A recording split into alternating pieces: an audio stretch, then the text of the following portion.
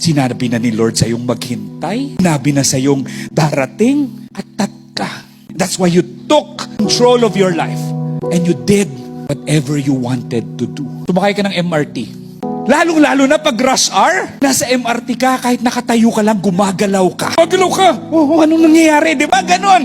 No? A lot of people are forcing their way just to get home. Kahit anong mangyari, even if you won't force yourself inside that wagon, you will still get home. Makakauwi ka pa rin. May mga bagay sa buhay na hindi kailangang ipilit.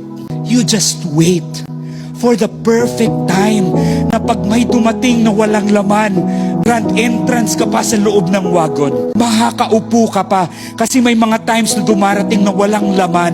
These are the times when God is just telling us, stop taking and start receiving, because I will always bring you to where I want you to be.